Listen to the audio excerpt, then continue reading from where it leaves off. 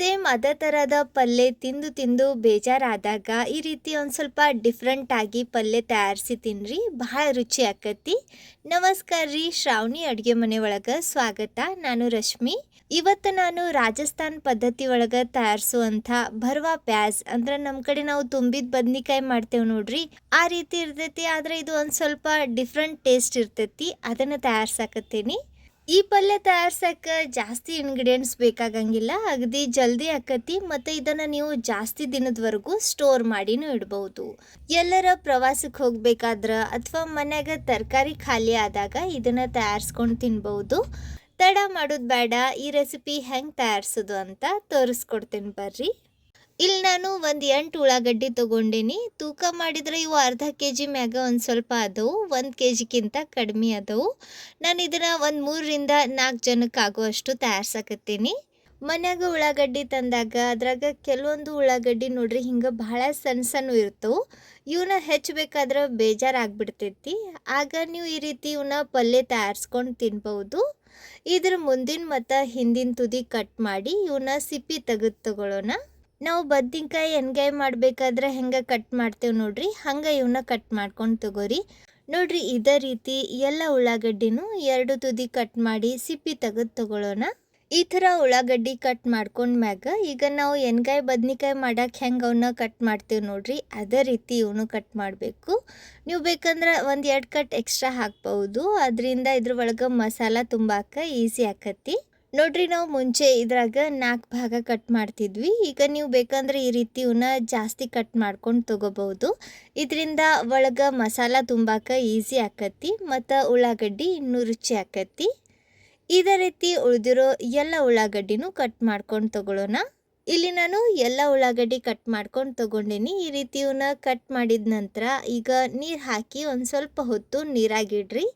ಇವನ್ನ ಈ ರೀತಿ ನೀರಾಗಿಡೋದ್ರಿಂದ ಇವು ಒಂದು ಸ್ವಲ್ಪ ಅಳ್ಕೊಂತವು, ಅಂದ್ರೆ ಇದ್ರ ಒಳಗೆ ನಾವು ಮಸಾಲ ತುಂಬಾಕ ಈಸಿ ಆಕತಿ. ಈ ರೀತಿ ಇವು ಮುನ್ಗುವಷ್ಟು ನೀರು ಹಾಕಿ ಇವನ್ನ ಸೈಡ್ ತೆಗ್ದಿಡ್ರಿ. ಈಗ ಇದಕ್ಕೆ ಮಸಾಲ ರೆಡಿ ಮಾಡ್ಕೊಂಡು ತಗೊಳ್ಳೋಣ. ಮಸಾಲ ತಯಾರ್ಸಕ್ಕೆ ತೆವಿ ಬಿಸಿ ಮಾಡಿಕೊಂಡು ಇದ್ರಾಗ ಅರ್ಧ ಕಪ್ನಷ್ಟು ಶೇಂಗಾ ಹಾಕ್ರಿ. ಗ್ಯಾಸ್ ಮೀಡಿಯಮ್ ಫ್ಲೇಮ್ನಾಗಿಟ್ಟು ಇವನ್ನ ಚಟಪಟ ಅನ್ನೋವರೆಗೂ ಹುರಿದು ತಗೊಳ್ಳೋಣ. ನೋಡ್ರಿ ಹಿಂಗೆ ಇವು ಚಟಪಟ ಅಂದ್ಮ್ಯಾಗ ಈಗ ಇದ್ರಾಗ ಅರ್ಧ ಚಮಚೆಯಷ್ಟು ಜೀರಿಗೆ ಮತ್ತು 1 ಚಮಚೆಯಷ್ಟು ಎಳ್ಳು ಹಾಕ್ರಿ. ಈ ಸ್ಟೇಜ್ನಾಗ ಗ್ಯಾಸ್ ಆಫ್ ಮಾಡಿಬಿಡ್ರಿ, ಯಾಕಂದ್ರೆ ತೆವಿ ಬಿಸಿನ ಐತಿ, ಅದ್ರಾಗನ ಇವು ಚಂದಾಗ ರೋಸ್ಟ್ ಹಾಕವು. ಎಳ್ಳು ಆಪ್ಷನಲ್ ಐತಿ, ಬ್ಯಾಡ್ ಅಂದ್ರೆ ಸ್ಕಿಪ್ ಮಾಡ್ರಿ. ಆದರೆ ಇವನ್ನ ಹಾಕೋದ್ರಿಂದ ಪಲ್ಯ ರುಚಿ ಇನ್ನೂ ಜಾಸ್ತಿ ಆಕತಿ. ನೋಡ್ರಿ ಎಳ್ಳು ಚಟಪಟ ಅಂದ್ಮ್ಯಾಗ ಈಗ ಗ್ಯಾಸ್ ಆಫ್ ಮಾಡಿ ಇವನ್ನ ಕೆಳಗಿಡ್ವಿ. ಒಂದು ಸ್ವಲ್ಪ ಹೊತ್ತು ಆರಕ್ಕೆ ಬಿಡ್ರಿ, 1-2 ನಿಮಿಷ ಸಾಕು, ಇವು ಆರಿಬಿಡ್ತವು.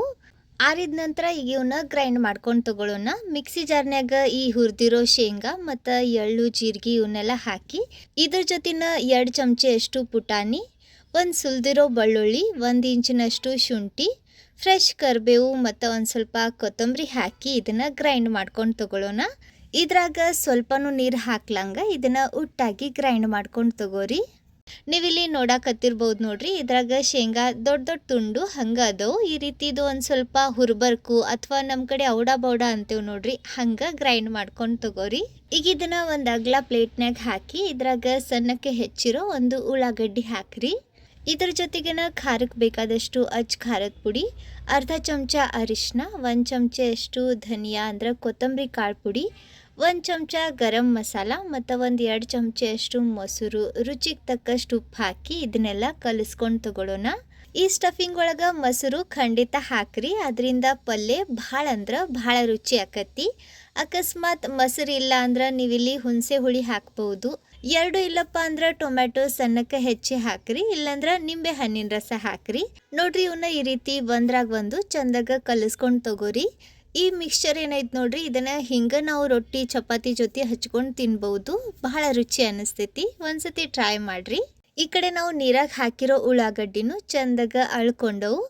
ಈ ರೀತಿ ಒಂದು ಸ್ವಲ್ಪ ಅಗಲ ಆದ ನಂತರ ನಾವು ಇದ್ರಾಗ ಈ ಸ್ಟಫಿಂಗ್ ತುಂಬಾಕ ಈಸಿ ಆಕತಿ. ತಯಾರಿಸಿರೋ ಈ ಸ್ಟಫಿಂಗ್ ಉಳ್ಳಾಗಡ್ಡಿ ಒಳಗೆ ನೋಡ್ರಿ ಈ ರೀತಿ ಒಂದು ಸ್ವಲ್ಪ ಪ್ರೆಸ್ ಮಾಡ್ತಾನೆ ತುಂಬ್ರಿ. ಅದರಿಂದ ಈ ಸ್ಟಫಿಂಗ್ ಮತ್ತು ಇದ್ರಾಗಿರೋ ಮಸಾಲ ರುಚಿ ಏನೈತೆ ನೋಡ್ರಿ ಉಳ್ಳಾಗಡ್ಡಿ ಒಳಗೆ ಪೂರ್ತಿ ಇಳಿತೈತಿ.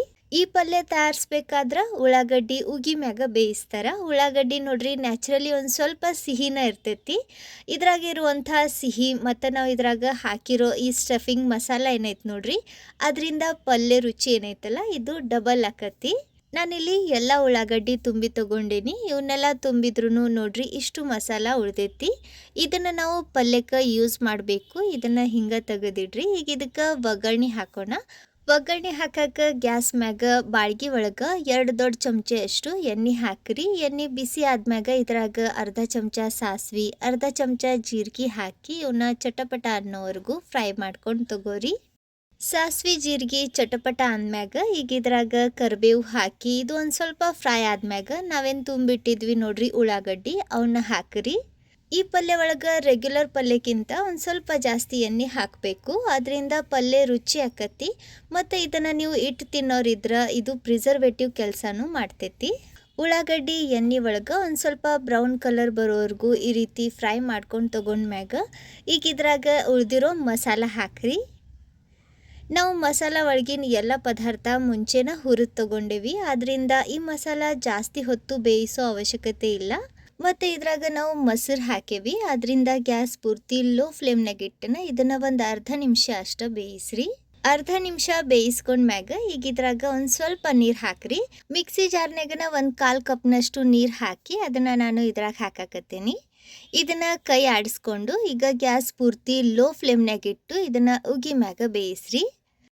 ಉಳ್ಳಾಗಡ್ಡಿ ಹಣ್ಣಾಗಿ ಕುದಿಬೇಕು ಅಲ್ಲಿವರೆಗೂ ಇದನ್ನು ಬೇಯಿಸ್ರಿ. ಅಕಸ್ಮಾತ್ ಇದು ತಳಕ್ಕೆ ಹೊತ್ತಾಕತ್ತೆ ಅನ್ಸಿದ್ರೆ ಇನ್ನೊಂದು ಸ್ವಲ್ಪ ನೀರು ಹಾಕಿ ಇದನ್ನು ಬೇಯಿಸ್ರಿ. ಸ್ವಲ್ಪ ಹೊತ್ನಾಗ ಈ ಪಲ್ಯ ರೆಡಿ ಆಕತಿ. ನೀವು ಇಲ್ಲಿ ನೋಡಾಕತ್ತಿರ್ಬೋದು ಉಳ್ಳಾಗಡ್ಡಿ ಹಣ್ಣಾಗಿ ಕುದ್ದವು. ಈ ರೀತಿ ಇದು ಕುದ್ದು ಸೈಡ್ಗೆ ಎಣ್ಣೆ ಬಿಡ್ತೈತೆ ನೋಡ್ರಿ, ಅಲ್ಲಿವರೆಗೂ ಇವನ್ನ ಬೇಯಿಸ್ರಿ. ನಿಮ್ಗೆ ಇದು ಇನ್ನೂ ತೆಳ್ಳಗೆ ಬೇಕಂದ್ರೆ ನೀವು ಇದ್ರಾಗ ಇನ್ನೊಂದು ಸ್ವಲ್ಪ ಬಿಸಿನೀರು ಸೇರಿಸಿ ಬೇಯಿಸ್ಕೊಂಡು ತಗೋಬಹುದು.